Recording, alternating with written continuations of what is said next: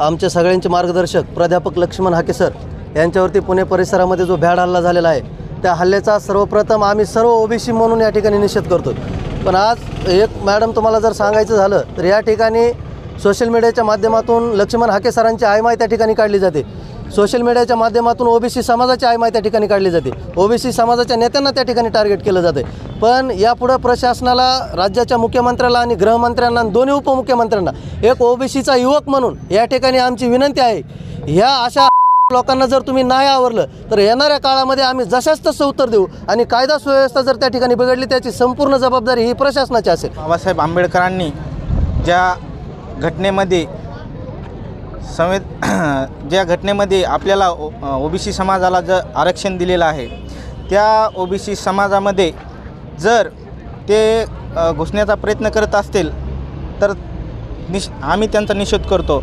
जर त्यांचं जर खरंच असेल, आम्ही मराठा विरोधी आम्ही नाहीत, आम्ही त्यांना आरक्षण, गोरगरीब ते पण गोरगरीब आहेत, त्यांच्यामध्ये काही लय धनगे काही गोरगरीब आहेत, त्यांना 100% आरक्षण मिळालं पाहिजे, पण ओबीसीतून नको ही आमचा सगळ्या ओबीसी समाजाचा ही आहे। मैदानावरती मनोजदादा ज्या ठिकाणी आरक्षणाच्या मागणीसाठी बसलेले आहेत, बाबा जर संविधानामध्ये त्यांना आरक्षणाची मागणी असेल तर आमचा त्या समाजाला आरक्षणाबद्दल विरोध नाही, परंतु आम्हाला तुम्ही लहान भाऊ असे समजता ना, मग तुमची नजर आमच्या लहान भावाच्या ताटावरच का?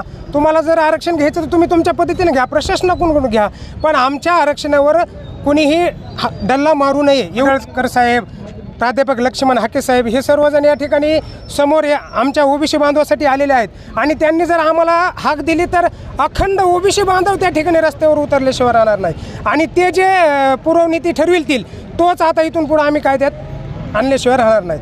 मी पूर्ण महाराष्ट्रामध्ये मी फिरलेलो आहे। माझे काही जे मराठा बांधव आहेत ते कुणबी मराठा आहेत, लेवा पाटील म्हणून, ते जळगाव खानदेश त्या भागामध्ये आहेत। पण या ठिकाणी ज्या मराठवाड्यामध्ये ज्या 58 लाख नोंदी काहीतरी ज्या दिलेल्या आहेत कुणबी ओबीसी म्हणून, या नोंदींची पूर्णपणे चौकशी या ठिकाणी झालेली पाहिजे।